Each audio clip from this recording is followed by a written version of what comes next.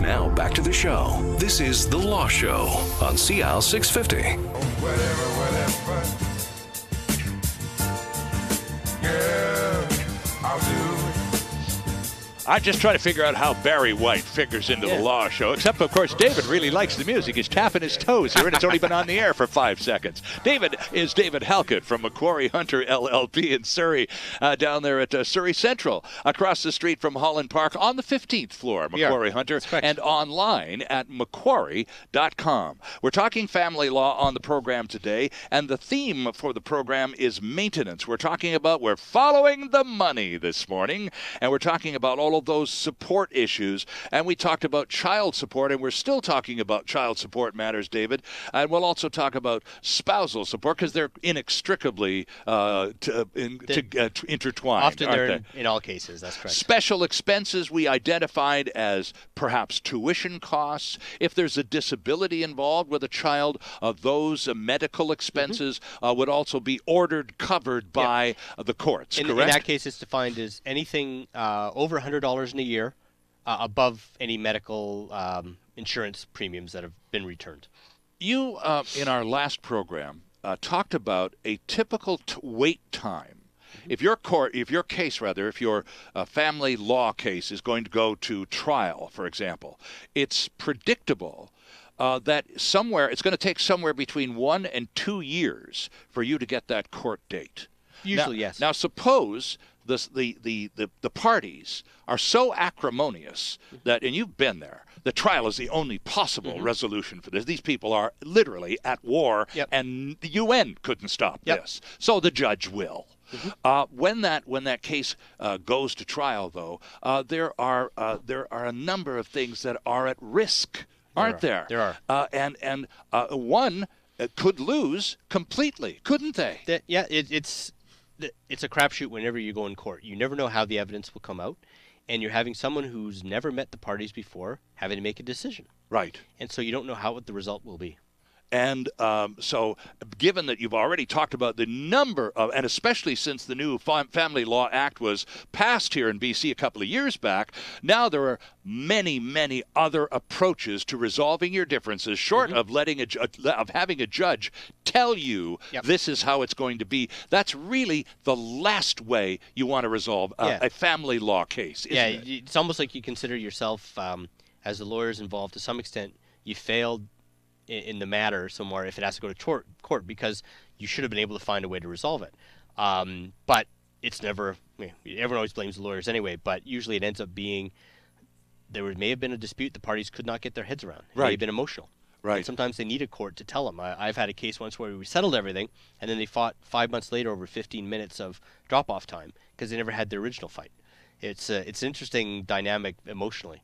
Because there's also a little bit of one-upmanship, getting the last word in, taking the last shot, all of those at war type of phrases, right? All the things that spouses do to each other while they're actually married, they do times 10 or times 100 when they're separated. So what I wanted to ask you, though, is if there's a 1 to 2 year wait to get that thing to trial, what happens to the support issues, the money that it's going to take a couple of years to look after those kids, that the parent that's stuck with them or has them, it may not have all the money in the world. Where's the money going to, how's that person going to get by for 2 years? Well, what you can do, the 2 years is usually when you get your trial. You can have interim applications by affidavits, notices of application to court, and motions to get interim support. Okay. So you would say you would need an interim child and spousal.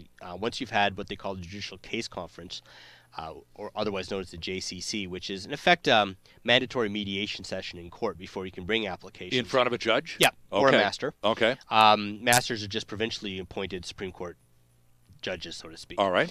And so what happens, you go before your JCC, you've had that. If you haven't resolved it there, you go and you bring an application in court, and you get an order that basically goes until another order is in existence. So you may get a child support order or a spousal support order that will, in effect, run till trial. Right. And it's based, there's less factors of overall what's going to be a long-term result is what do you need now, what should be the result now, and we get the order until trial. Okay, but now we're going to trial, and one of these parties are at war. Yep. Nobody is interested in accommodating the other party for even 30 seconds.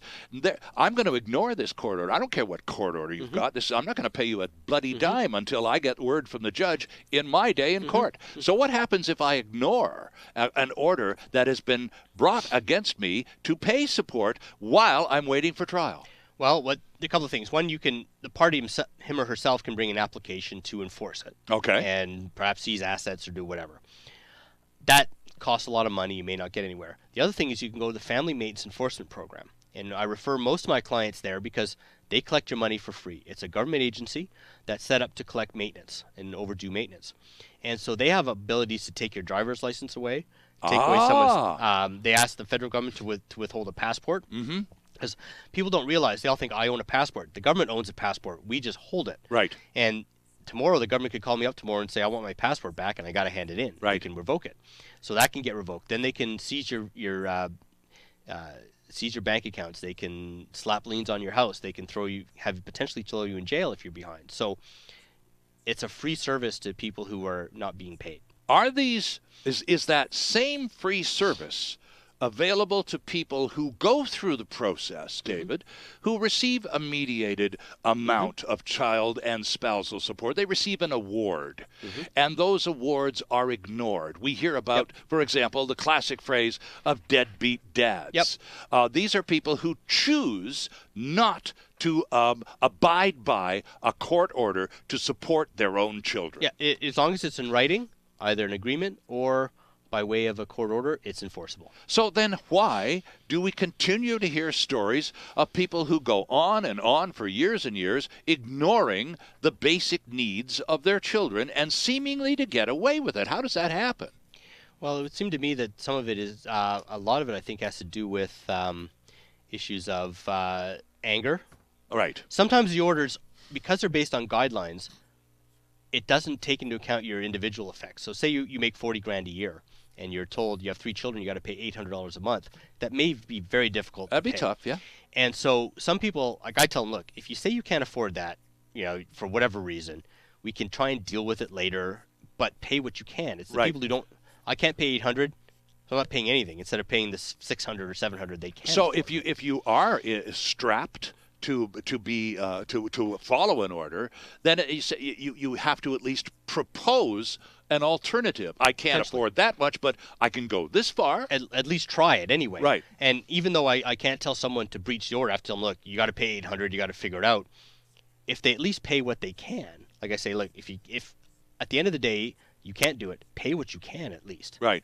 And it look like you're not. It's just a good faith indicator too, isn't it? Especially if you're going to go to trial.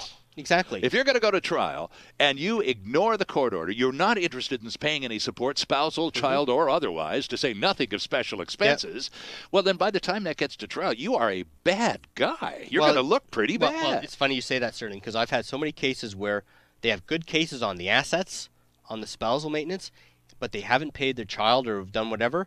The other party focuses on the child not being paid, child support not being paid, and the judge, they just jump on it. Even though it's one aspect of every bag of issues in a trial. Of course. Child maintenance is considered so important that if you don't pay it, it's hard to argue that you're a responsible parent if you're not paying your maintenance. Right. So it hits on the guardianship as well. Exactly. And right back to square one with the Family Law Act, and the interests of the child absolutely must be first. That's correct. And if you can't support that kid, you are in hot water. That's exactly. Interesting stuff. Our guest is David Halkett from Macquarie Hunter LLP and the Family Law Division there in Surrey at the Central City Tower and online at Macquarie.com. This is The Law Show here on CIL 650. We're following the money today with lots more still ahead. There's more of the show still ahead. This is The Law Show on CIL 650.